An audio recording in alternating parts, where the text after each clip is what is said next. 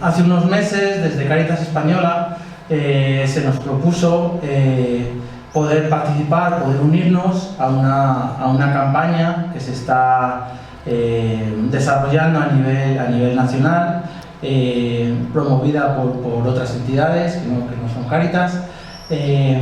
Y las Cáritas diocesanas hemos tenido un proceso de reflexión en las que cada una ha querido o no ha querido adherirse a la iniciativa, ¿no? Entonces, tanto en el caso de Cáritas de Salamanca, que Cristina trabaja allí como nosotros, Cáritas de Ciudad Rodrigo hemos decidido unirnos a esta iniciativa, ¿no? Entonces, aprovechando que queremos dar difusión y plantear en qué consiste esta iniciativa y por qué, nos parece interesante reflexionar a nivel general sobre los flujos migratorios y qué es lo que está sucediendo ahora mismo en España, ¿no? con esta situación. Es verdad que es un momento en el que estamos poniendo mucho el foco en las familias ucranianas, ¿verdad? Por todo lo que estamos viviendo de la guerra, porque estamos viviendo día a día una guerra televisada, ¿no? Entonces, estas cuestiones parece que nos afectan más en el día a día, pero desde Cáritas y desde otras entidades se viene trabajando con la situación de los flujos migratorios desde hace mucho tiempo, ¿no? Y venimos denunciando determinadas situaciones, ¿no? Entonces es por ello que queríamos plantear hoy esta reflexión, poner encima de la mesa una serie de cuestiones que están pasando a nivel nacional, que tienen que ver con las familias ucranianas que están llegando, pero no solo, ¿no? También una situación que viene desde hace mucho tiempo planteándose. Entonces, sin más, no me enrollo, le doy la palabra a Cristina.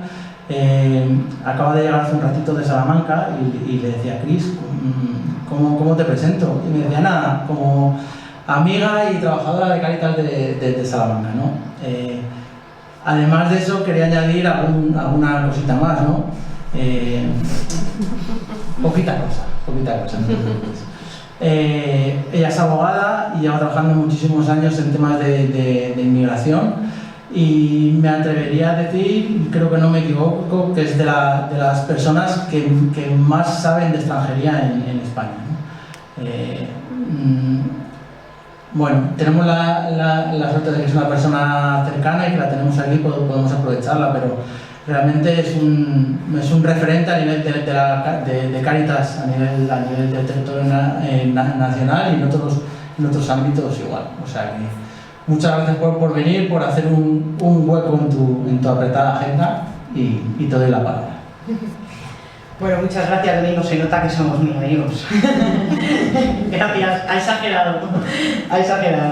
Bueno, pues muchísimas gracias por haberme invitado, sobre todo hoy que es un día tan importante para la familia de Cáritas, ¿no? Nuestro día, el día del Corpus, y para mí es un lujo el poder compartir este día hoy con vosotros, ¿no? Hablando de este tema. Si os parece, había preparado una pequeña canción, bueno, pues para empezar un poquito. A ver si todo sale bien.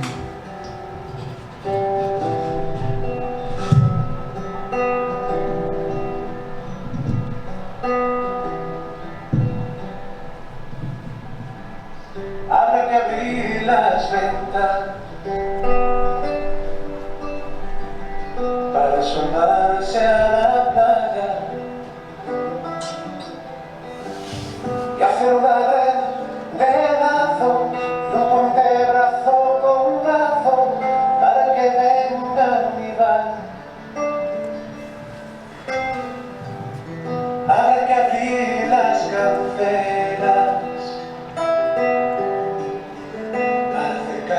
a la calle, a ver si así se nos calla los gritos por los oídos de tanto niño perdido. A ver si Europa se entera que no hay quien ponga barrera al sueño de la esperanza. Que el alma se aferra a un sueño y el sueño mueve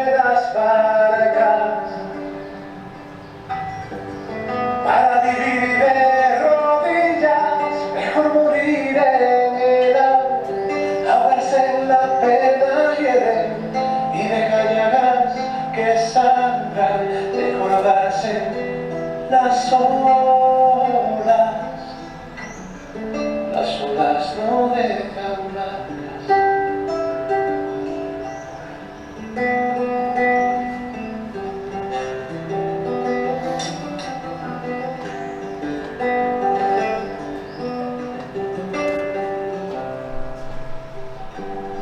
Habrá que abrir las ventanas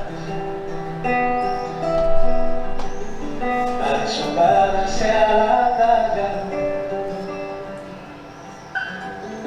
y hacer una red de lazos y un puente brazo con brazo para que vengan y vayan.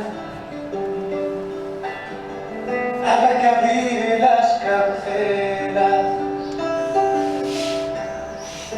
para correr a la playa,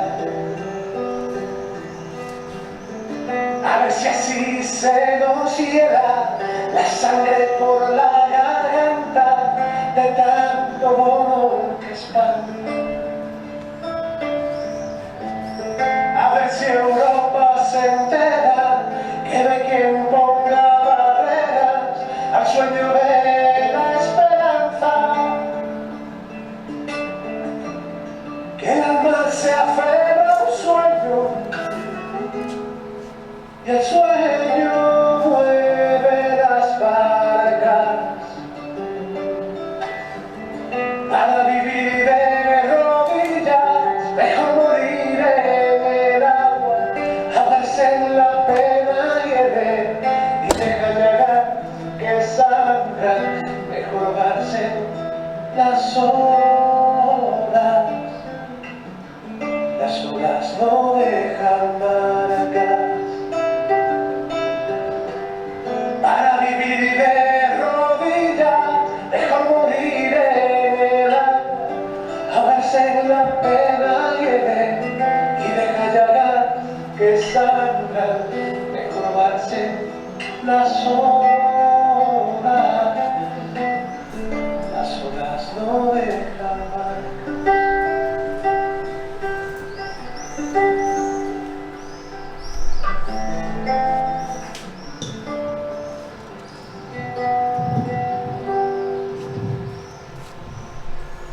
Bueno, pues con esta canción de fondo empezamos la charla.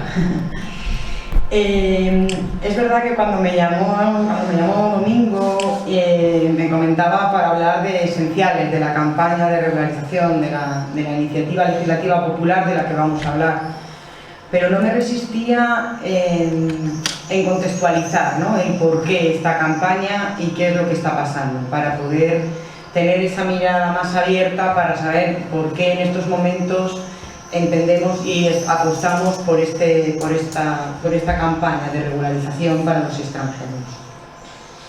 La movilidad humana es un derecho universal, establecido en la Declaración Universal de los Derechos Humanos, que cada vez se encuentra en una constante recesión como tal derecho. Hay una cobertura mediática, una instrumentalización política que lleva a que se hable de amenazas, que se hable de un efecto llamada, que se hable de una estigmatización y que hace que quite visibilidad a muchas de las personas y que hablemos de problemas y no de personas, ni de derechos, ni de situaciones concretas. Hace que las personas se vuelvan invisibles, ¿no? Muchas de las personas extranjeras son invisibles para nosotros, son invisibles para el resto de la sociedad. Para nosotros es importante porque además el Papa Francisco creó un dicasterio, y lo digo bien, del Servicio de Desarrollo Humano Integral, y hay una sección de inmigrantes y refugiados que depende directamente de él, ¿no? Y nos dio esas 4 palabras tan importantes para todos los que trabajamos en este campo y para todos los cristianos, como es el acoger a todas las personas que vienen, protegerlos, luchar por sus derechos, denunciar, promover su estancia en España e integrar para crear esas sociedades multiculturales, ¿no?, que nos enriquecen y que nos aportan a todos. La movilidad humana Puede ser por muchos motivos, puede ser voluntaria, hay personas refugiadas, migraciones forzadas, tráfico, trata, cambios climáticos, personas retornadas, apátridas, desplazamientos internos, conflictos, desigualdad, crecimiento, tecnología, por demografía, por cambio climático, como decía, hacen que haya unos factores de atracción por parte de determinados países y unos efectos de expulsión de sus países de origen, ¿no? Y esto es en donde nos encontramos, ¿no? Conflictos llevan a una expulsión de esos países y atracción de lo que está ocurriendo en otros países con mejores calidad de vida y con mayores derechos, ¿no? Y también por mejorar esas condiciones para sus hijos y para toda su familia.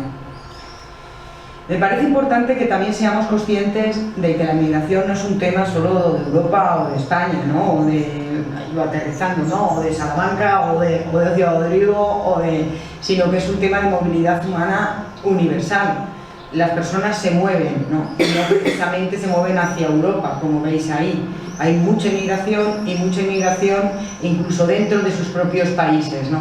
Ahí vemos los principales flujos migratorios y vemos como es cierto que desde África o desde Asia o desde Centroamérica, Centroeuropa y de Europa y de América vienen hacia Europa. Pero sin embargo los principales movimientos migratorios se dan dentro de los países. Ahí veis un mapa, simplemente un flash, para que veáis cómo la mayoría de las personas se mueven, y ahora vemos estadísticas, dentro de su propio continente y sobre todo a los países cercanos, ¿no? La movilidad en África dice que un 10% de la cuota mundial de inmigrantes son africanos, pero un 26% de las personas que migran hacia Europa, un 26% de las personas africanas solo emigran hacia Europa, ese 26%. El resto, un 55%, y lo veis ahí en el primer cuadradito de abajo, se quedan en África. Acoge a más de 7 millones de personas el continente africano, ¿no? Suponiendo una cuota de un 25% de las personas en movilidad humana, las personas que se mantienen o que de alguna manera son acogidas por otros países del propio territorio africano. Y los factores por los que las personas emigran y se mueven hacia otros países y hacia otros territorios los podemos conocer: conflictos y violencia, carencias económicas, menores derechos, servicios sociales, deficiencias de servicios sociales, de educación para sus hijos, salud, y la percepción de que evidentemente en el extranjero van a tener mejores oportunidades que dar a sus hijos y para ellos mismos. Bueno, quería también reflejaros un nuevo migrante que vamos a ver en los próximos años, el migrante climático, ¿no? Que no hay una definición jurídica de él, pero la OIM, la Organización Internacional de las Migraciones, ya nos dice que van a ser personas, grupos de personas que principalmente por razones relacionadas con un cambio ambiental súbito o progresivo que afecta negativamente a su vida o a sus condiciones de vida, se ven obligadas a abandonar su lugar de residencia habitual o la abandonan por propia iniciativa temporal o permanentemente, y por ello se desplazan dentro o fuera de su país, ¿no? Y ahí vemos algunos ejemplos de lo que realmente está ocurriendo con el cambio climático, que va a dar a los un nuevo perfil de migrante y de refugiado. Y cuando hablamos de América Latina, y ahí os señalo con algunas flechas, nos damos cuenta cómo, por ejemplo, de Venezuela han salido 4 millones de personas. Es que no tengo el punzón, es el cuadradito de vuestra derecha, perdonad, soy disléxica, y me cuesta, y de vuestra derecha. En Colombia 2 millones y pico en inmigración, pero también podéis ver qué inmigración recibe, ¿no? También ahí. La inmigración también ha cambiado, la inmigración de América Latina, que antes era voluntaria, mucha ahora es más forzosa. Antes era solamente por mejorar sus condiciones laborales, ahora es un factor multicausal los que hacen que las personas salgan de su país. Y mientras que antes venía un solo miembro, en estos momentos se están moviendo familias enteras hacia otros países. bueno, tenemos ahí también como antes había flujos de personas individuales, sin embargo ahora hay caravanas, ¿no? Y esto igual hacia Europa no lo vemos tanto, pero sí se percibe mucho de todas esas caravanas que van de México para atravesar hacia Estados Unidos, ¿no? Que conocemos y que lo hemos visto. Por supuesto tenemos que hablar de los refugiados, ¿no? Cuando en Europa terminó la Segunda Guerra Mundial, Europa se planteó que no podía volver a ocurrir lo que ocurrió en estos años, ¿no? Y creó una Convención de Ginebra para proteger a todas las personas que vinieran huyendo de algún país donde se temiera por su vida, ¿no? Bien por razones políticas, de raza, de sexo, orientación sexual, religiosos, e incluso en estos momentos por tema climático también se están incluyendo. Ahí os pongo uno de los principales campos campos de refugiados del mundo, ¿no? En las condiciones en las que ellos viven.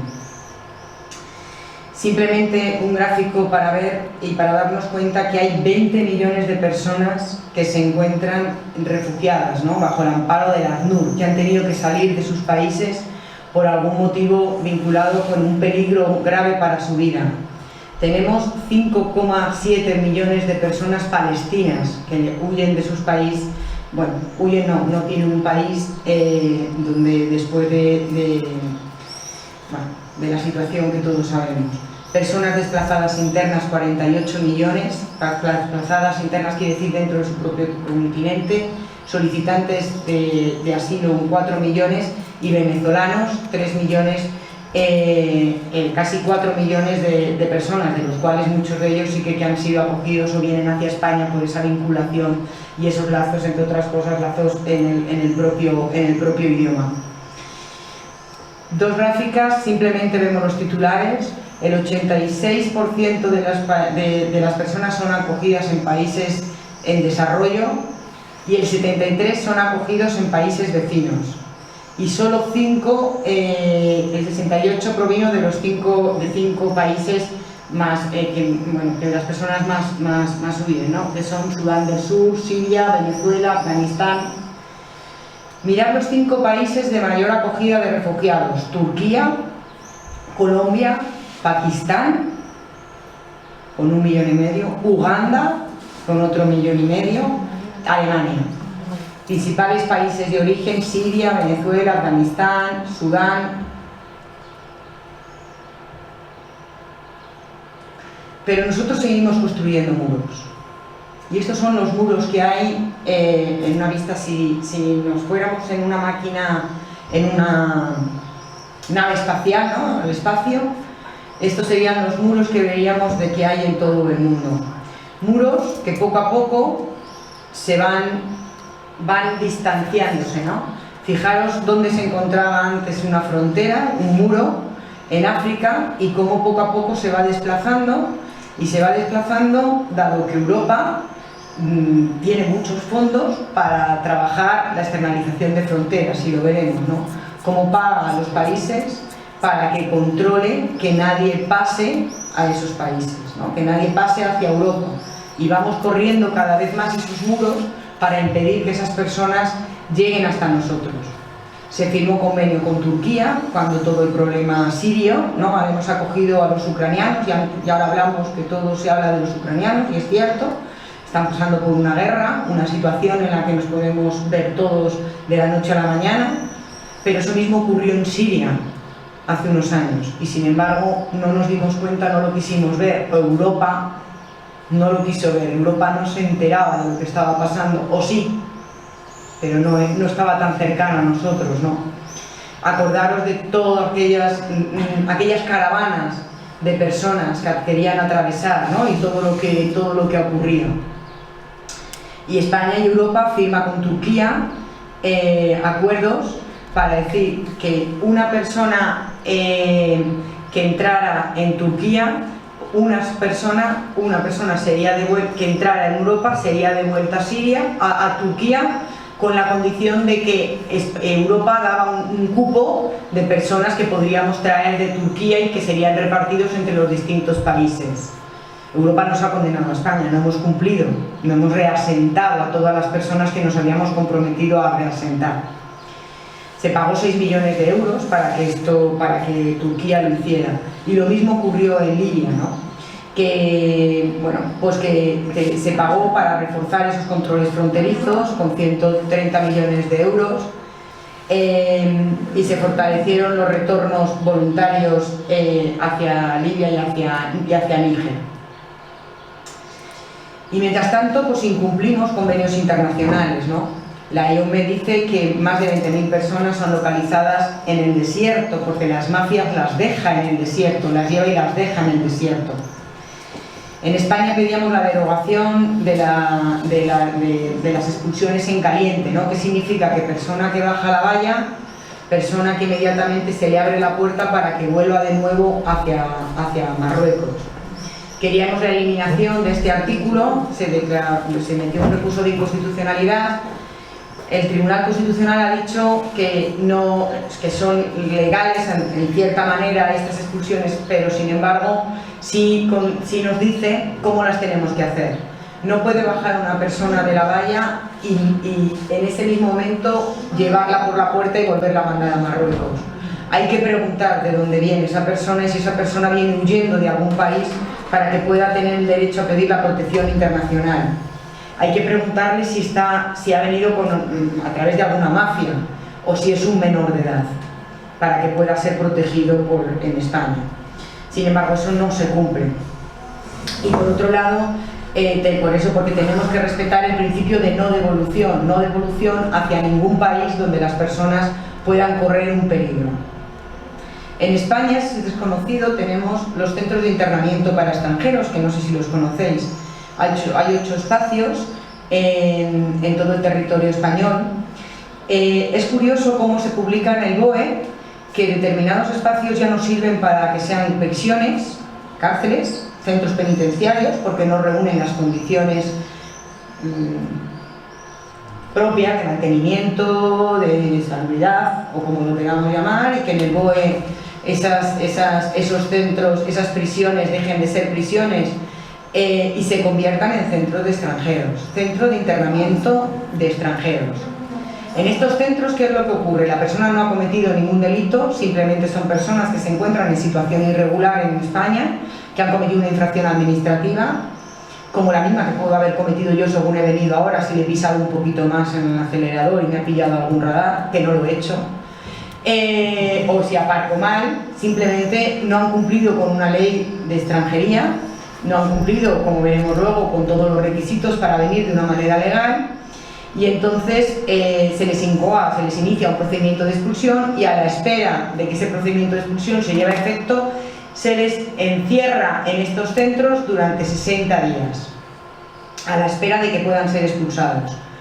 Os animo, desde Cáritas hemos publicado un libro en Invisibles, que hemos titulado Invisibles en la última frontera, creo que ya solo el título es muy significativo, donde intentamos dar a conocer estos centros y con preguntas y respuestas, sobre todo para compañeros de otras Cáritas, la Cáritas de Valencia, la Cáritas de Tenerife, la Cáritas de Canarias y la Cáritas de Murcia, que entran como Cáritas, porque Cáritas de Madrid entra como plataforma o Barcelona entran como plataformas, para que puedan ayudar a esas personas a defenderse.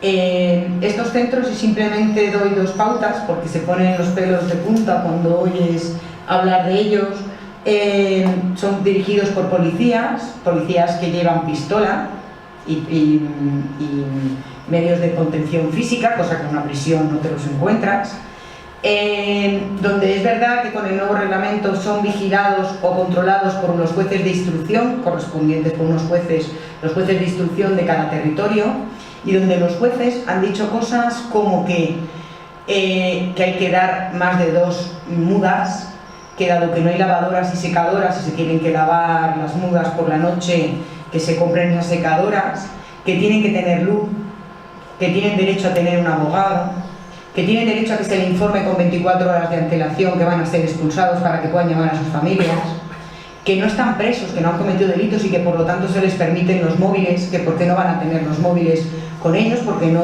tienen prohibida su relación con el exterior, que a una mujer se le den un kit higiénico porque una mujer de determinada cultura no puede acercarse a un hombre policía para pedirle pues, unas compresas cuando la persona tiene la regla, ¿no? Porque es verdad que para ellas es una humillación, igual que puede ser para cualquiera de nosotras que nos podríamos ver en esa situación. Bueno, tampoco me resisto a que también reflexionemos, ¿no? Y parte nos lo decía la canción, sobre las muertes que produce la inmigración. Muertes en el desierto, muertes en el Mediterráneo, 26.000 muertes en este año. 48.000 personas han fallecido, ¿no? Hablamos del Titanic, ¿no? Que produjo en 1912 la muerte de 1.500 personas, y lo que llevamos en estos 9 años se han producido 32 Titanic de muertes por personas que buscaban o bien salvar su vida porque venían de conflictos, o bien de situaciones de violencia de género en los países, violencia de maras, pobreza, cambio climático. Y sin embargo nuestras políticas no están diseñadas para facilitar vías seguras o canales seguros para poder venir, ¿no? Y ahora lo veremos con nuestra ley de extranjería. Sí va más vinculado hacia el control de fronteras, expulsión, pero es muy complicado que una persona venga en situaciones. Y por otro lado, ¿os acordáis cuando yo al menos soy vieja del lugar, soy ya mayor, no lo parezco, somos coetáneos, pero en el 94 salimos a las calles a pedir el 0,7, ¿os acordáis cómo salimos a pedir 0,7 por la cooperación al desarrollo? Pues estamos en un 0,28% de ayuda en cooperación al desarrollo. Es verdad que se ha fijado que para el 2030, 94-2030, llegaremos al 0,7%. Somos de los países de Europa con más bajo ayuda al desarrollo. Pero no solamente esto, sino que nuestra ayuda al desarrollo, en azul tenéis lo que de ayuda al desarrollo va, por ejemplo, a Mauritania para controlar fronteras, y en verde lo que realmente va para el desarrollo de los pueblos. ¿Os acordáis que os lo decía antes? Cómo tenemos esos muros y que además a la hora de trabajar con los países no trabajamos por el desarrollo, sino que trabajamos para el control de esas fronteras. Por otro lado, no hay fondo ya de integración, ha habido recortes presupuestarios, no hay fondos de integración, no hay refuerzo educativo en los colegios.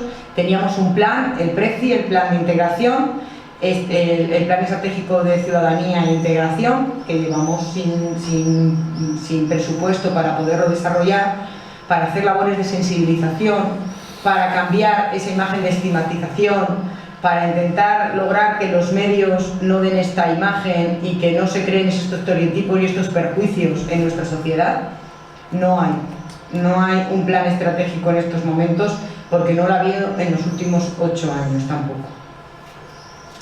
¿Y por qué las personas vienen y se encuentran en una situación de vulnerabilidad? ¿Y por qué digo que no hay canales seguros? Porque no solamente entra en nuestra ley de extranjería, nuestras normas, convenios internacionales y las leyes europeas. Todo el conjunto de todas estas normas hace que se creen bolsas de personas en situación irregular que no pueden acceder a nuestro territorio de una manera segura. ¿Por qué? Porque toda persona que viene a España tiene que venir con un visado o a Europa, visado que se obtiene en el consulado en los países de origen. Hay determinados países que para venir de turista no necesitan visado porque lo hemos pactado así, pero da igual, en la frontera tienen que demostrar que reúnen unos determinados requisitos. Pero si una persona quiere venir a trabajar, tiene que pedir primero un visado. Si una persona quiere venir por reagrupación familiar, tiene que pedir un visado. Si una persona quiere estudiar, tiene que pedir un visado. Si una persona quiere vivir sin trabajar, tiene que pedir un visado y acreditar 2.600 euros cada mes para poder venir. Vale. ¿Y una persona cómo obtiene un visado de trabajo? Para obtener un visado de trabajo, una persona tiene que estar en su país de origen. Tiene que encontrar a alguien que le quiera contratar. Y ese trabajo no tiene que estar dentro de un catálogo que se llama el catálogo de difícil cobertura. Es un catálogo que se pacta cada 3 meses entre sindicatos, patronal y la administración y se dice en qué profesiones no hay parados. En estos momentos, camarero de buque, entrenador profesional y deportista profesional. Así llevamos 5 años o 6, o más, creo. No quiero exagerar, pero llevamos mucho tiempo. Tanto que en estos momentos se plantea una reforma del reglamento para de alguna manera flexibilizar, porque no es cierto. No es cierto, y hay trabajos que lo estamos viendo y las caritas lo sabemos, esenciales para nuestra sociedad, en la que no hay personas que quieran trabajar en ellos. El empleador, si consigue este certificado del INEM, del Servicio Público de Empleo, o bien es de Perú y de Chile, con el cual hemos rescatado un tratado de 1800, hemos dicho que hay esto aquí, entonces hay que hacerlo. El empleador presenta todo esto en la subdelegación de gobierno y la subdelegación de gobierno contesta que sí puede venir a trabajar o que no puede venir a trabajar. Si dice que sí puede venir a trabajar, la persona, el empleador, le manda al extranjero que está en su país de origen esta papel. Y con esta resolución el extranjero va al consulado y pide el visado. Y por el consulado vuelve a pasar otra segunda criba, donde vuelven a mirar las condiciones laborales, que por supuesto tienen que ser de salario mínimo interprofesional. Hasta ahora era el contrato de 1 año, ahora nos piden indefinido. Creemos que con la reforma no nos van a pedir ninguna temporalidad, pero nos da igual porque la reforma ya la ha marcado, indefinido. Tiene que acreditar que no tiene antecedentes penales, tiene que acreditar que no tiene ninguna enfermedad, y si lo acredita todo esto, ya tiene 3 meses para venir a España. Si cuando venga a España no mantiene el trabajo y el empleador no le da de alta, no ha hecho nada, se queda en situación irregular.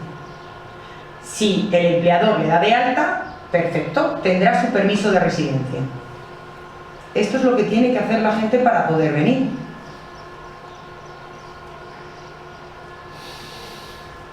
Pero no contentos con esto, vale, viene a España y pide su alta en la Seguridad Social y le dan su tarjeta.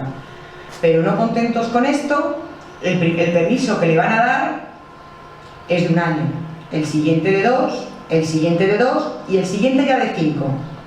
Pero pasar de 1 a 2 significa acreditar que sigo trabajando y que he trabajado. Y si he venido a montar mi negocio, lo que tengo que acreditar es que tengo y pensar, quiero montar una peluquería, tengo que demostrar en el consulado en mi país de origen que tengo las licencias que el ayuntamiento me exige para poder crear ese negocio. ¿Cómo lo hago si no estoy allí? Tengo que demostrar, como os decía, que me mantengo que tengo trabajo y que he trabajado, ¿de acuerdo? O que mi marido, si no tengo suerte y me encuentro casado, pues que uno de los dos ha mantenido el trabajo. Pero claro, nos piden no cualquier trabajo, nos piden determinados medios para poder subsistir la familia, ¿no? Que es lo que nos ocurre con las reagrupaciones familiares. Nos exigen unos determinados requisitos que me llevan a quedarme en una situación de irregularidad. ¿Y qué supone una situación de irregularidad? Por lo tanto, esto es una puerta giratoria. Si logro regularizarme y venir regular, en cualquier momento puedo caer en una situación de irregularidad. Creo que no he puesto la transparencia, pero os lo digo ahora, las personas que entonces no han entrado con ese soñado visado, bien entran en España como turista o entran por las no fronteras, por las vallas, por las pateras, que ese es un 3%, los que entran por aeropuerto con su pasaporte y entran como por turista. Entonces, en la ley de extranjería le ha dado una posibilidad, que son los permisos por circunstancias excepcionales. Si usted tiene una carrera de fondo y se tira 3 años en España, que por supuesto no puede trabajar legalmente y lo puede demostrar, si después de esos 3 años puede acreditar que tiene un trabajo, yo le legalizo y le doy un permiso por 1 año, pero al año me tiene que demostrar que sigue teniendo trabajo, porque si no me muevo de la irregularidad a la regularidad. ¿Y ser irregular qué significa? Significa tener una pérdida grande de tus derechos. Derechos en educación, derechos sanitarios. Es cierto que desde el 2012 al 2018 no tenían derecho a la asistencia sanitaria. Y ahora, aunque en el papel lo pone, todos sabemos las dificultades que tienen para poder adquirir esa atención sanitaria. No puedo tener a mi familia, no puedo ver. Y algo que me parece muy grave, quizás por deformación profesional, y lo pongo siempre, no pueden denunciar. No pueden denunciar que le han robado. No puede denunciar que la han violado. No puede denunciar que ha perdido el pasaporte. No puede denunciar nada de lo que normalmente podríamos denunciar, porque si lo denuncia, le van a abrir una orden de expulsión, porque están en situación administrativa irregular. Una cosa es la denuncia que ellos hacen y otra cosa es la situación administrativa. Es cierto que conseguimos, y estamos cada vez luchando más para que, y la ley cambió, la ley de extranjería cambió para las mujeres víctimas de violencia de género, donde les decíamos, no podemos decirle a las mujeres, cuando además sabemos que muchas de ellas, un porcentaje que ahora no me atrevo a decir, pero que es relativamente alto, que son en torno a 30, bueno, de mujeres víctimas de violencia de género extranjeras, no podemos decir mujer denuncia, pero cuando vayas a la comisaría de policía, si tu situación es una situación administrativa irregular, te vas a enfrentar a una orden de expulsión. Eso ocurre. Lo que pasa es que la orden de expulsión se guarda en un cajón hasta ver si le dan una orden de protección de alejamiento, y si eso sí le dan un permiso de residencia especial que luego se convierte en un permiso de residencia provisional que se convierte en uno definitivo, y esa orden de expulsión se quita. Se quita, entenderme, se revoca, se archiva. Entonces nos movemos entre la situación de irregularidad y de regularidad, lo que nos lleva es a una pérdida de derechos constante.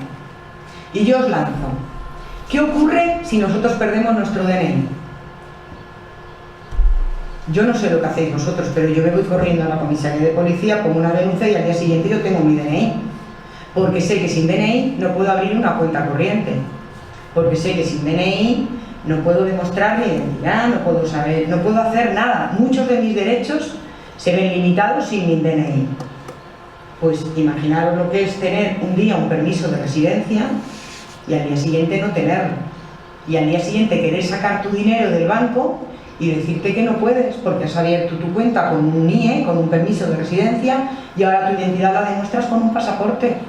Y los bancos te bloquean las cuentas y se quedan con tu dinero bloqueado, hasta que somos capaces de poner quejas y decirles que mi identidad ahora la acredito con mi pasaporte y que por lo tanto me den mi dinero.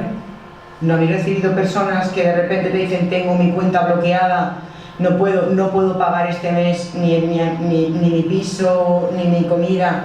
Porque eso está ocurriendo. Los inmigrantes en situación irregular, nos ha dicho Europa, y se han dictado reales decretos para que abran cuentas corrientes, pero ningún banco las abre. Son cuentas que no interesan, como muchos de nuestros vulnerables, de las personas a las que trabajamos. Dicen que perfectamente una persona puede tener una cuenta corriente con un pasaporte, pero eso no ocurre. ¿Y el empadronamiento? ¿En cuántos municipios llaman a la Guardia Civil? ¿Para qué? Si solo le quiero empadronar. Porque el empadronamiento, además, en un municipio, entiendo que beneficia porque tienes la constancia real de los habitantes que tienes en tu municipio, de cara, bueno, pues a las subvenciones, o de cara a que la Junta, en nuestro caso, de alguna manera el dinero que va al municipio esté realmente equitativo a la población que tiene ese municipio. Pero no nos dejan empadronarlos cuando es su derecho. Entre las propuestas que en estos momentos estamos trabajando, las propuestas políticas que habéis oído hablar de Cáritas, muchos compañeros lo que dicen es problemas con el empadronamiento. La ley está clara, pero en la práctica luego no es tan fácil, porque una cosa son a veces los derechos puestos en papel y otra cosa son luego el acceso a esos derechos y la práctica administrativa. Por lo tanto, estar irregular implica ser sujeto de expulsión, trabajar informalmente para poder sobrevivir, la precarización, la explotación laboral. Las personas irregulares en los últimos años, y Foessa nos lo dice, son mucho más vulnerables cada vez.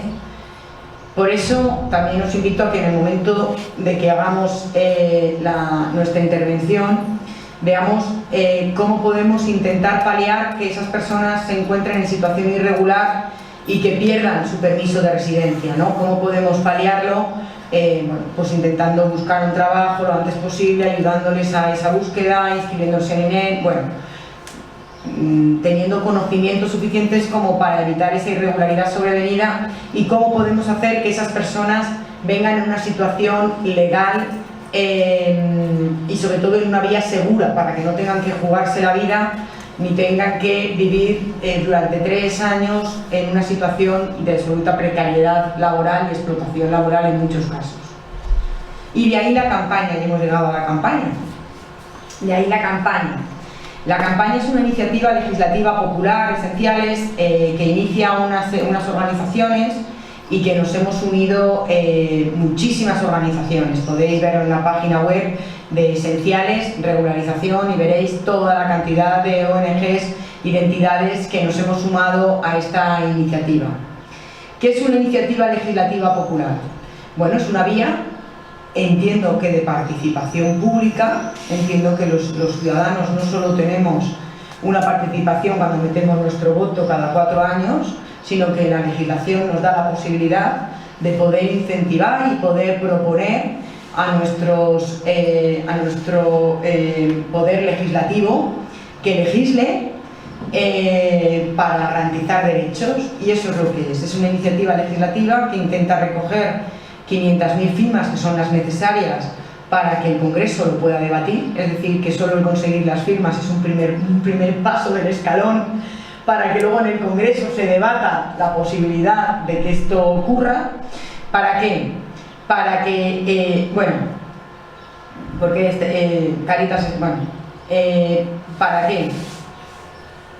¿Para quién? Para que nuestros vecinos, amigos, familiares que provengan de otros lugares del mundo, que nos recogen la fruta, que cuidan a nuestros ancianos, que han sido personas esenciales durante toda la pandemia, que han sufrido, dicen las estadísticas de Foessa, un 26% más el tema del COVID, quizás porque estaban al pie del cañón en muchas ocasiones con esos trabajos esenciales, y por otro lado, aunque con menos consecuencias, porque también la población inmigrante es más joven, entonces ha sufrido con ha habido menos muertes, han sufrido el COVID de una manera menos grave que otros colectivos, pero en mayor proporción, que han cuidado a nuestros mayores, a nuestros hijos. Son personas que aportan laboralmente, y también son personas a las que les faltan derechos, ¿no? Como decíamos, al encontrarse en esa situación irregular. Por eso pedimos a las Cortes que acuerden introducir una disposición adicional en la Ley de Extranjería, en la que de alguna manera, marcando una serie de condiciones, aquellas personas que hayan estado en España en una determinada fecha, y no estamos hablando del 2022, estamos hablando de una fecha del 2020, para evitar que se nos eche en cara ese efecto llamada, que en el momento en que publiquemos van a venir, entonces, y con unas determinadas condiciones, pues que tengan un trabajo, que tengan unas posibilidades, puedan obtener ese permiso de residencia, que luego tendrán que luchar por mantener, pero que al menos puedan volver a tenerlo o lo tengan por primera vez, ese permiso de residencia. ¿Por qué? Porque es necesario revertir esta situación injusta, porque se valora que hay más de 470.000 personas, casi 500.000 personas en nuestro país en situación irregular, por el respeto de los derechos humanos de cada una de las personas, porque es una opción inherente a la propia Iglesia, hacia uno de nosotros cada vez más grande, hacia un nosotros cada vez más grande, que no deje a nadie atrás. Tuvimos durante 2 años, si os acordáis, una campaña elegida por el Papa, promovida, la de Compartiendo el Viaje. Desde Cáritas también se han lanzado materiales, esperábamos trabajadores y vinieron personas, ¿no?, para intentar sensibilizar sobre esta situación de irregularidad. Es un desafío demasiado grande para ser ignorado, como os decía, con todas las personas que se encuentran, y ahí vemos en una gráfica las personas en situación irregular que ha habido a lo largo de todos estos años, desde el 2002, cómo han ido subiendo y disminuyendo.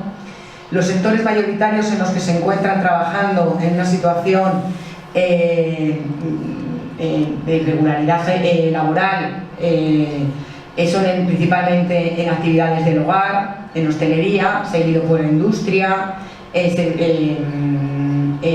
construcción un 7%, y me parecía curioso, por si eso nos hacía reflexionar, que en España había 12.000 personas ucranianas que España le había denegado en muchas ocasiones la protección internacional, que venían huyendo de la situación ya de tensión política y de situación que había en Ucrania. 12.000 personas las teníamos en una situación de irregularidad, les habíamos denegado todos los permisos, y si los tenían, los habían perdido, y sin embargo ahora estalla una guerra y sin embargo todo va hacia ellos, que me parece bien, pero solamente quiero poner que igual que hay 12.000 ucranianos, hay 20.000, 30.000, no pongo nacionalidades, ponerlas vosotros, ¿no? Que igual en algún momento podemos ser conscientes en qué situación han venido y por qué han venido, como nos ha pasado o como al final ha ocurrido con Ucrania.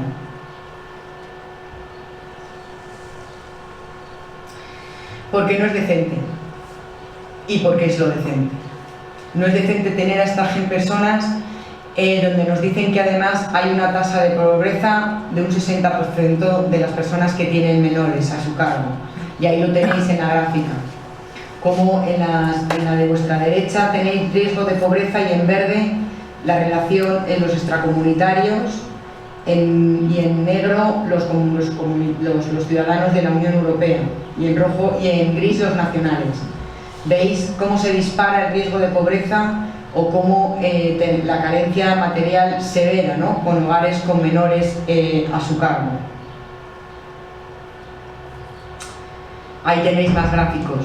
Y porque no es decente, sobre todo porque además, como os decía, no hay presupuesto tampoco para la integración y para revertir la imagen que se da en muchas ocasiones de estas personas.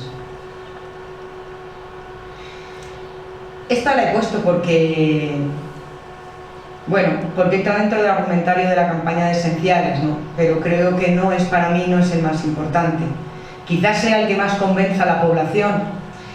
El decir que el sacar la economía sumergida beneficia a todos, ¿no? Y en el argumentario de esenciales viene lo que vamos a recuperar en impuestos y en la economía si realmente se regularizan. Pero sin embargo yo creo que también debemos caer que estas personas pagan impuestos, porque el IVA lo pagan, y cuando compran el pan hay un impuesto que también de alguna manera nos beneficiamos todos, que cuando van al supermercado están pagando el IVA. Entonces, claro que pagan impuestos, ¿no? Es verdad que a veces quizás esta razón más economicista, más pragmática para nuestra sociedad que vivimos, puede ser quizás el argumento de más peso, ¿no? Creo que nosotros tenemos otros argumentos mucho mayores que este, pero este es verdad que está encima de la mesa, ¿no? ¿Y por qué se ha hecho antes? Y porque Europa no dice que no se puede hacer. Se ha hecho en el 86, se ha hecho en el 91, en el 92, en el 96, en el 2000, en el 2001, en el 2005, con todos los partidos políticos, bueno, con todos, tanto con el PSOE, cuando ya este partidismo, tanto con el PSOE como con el Partido Popular. En un determinado momento se ha hecho regularizaciones para regularizar a las personas que se encontraban en situación irregular y en situaciones de gran vulnerabilidad. Por lo tanto, os invito a firmarlo,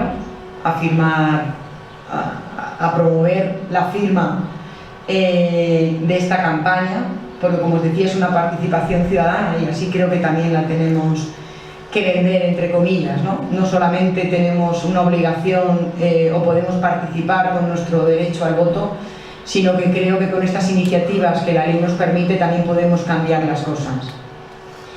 Y por eso os propongo que poco a poco construyamos otro mundo entre todos para romper esos muros que nos encontramos y sobre todo que se encuentran las personas a las que en muchas ocasiones atendemos, son nuestros vecinos y se encuentran entre nosotros.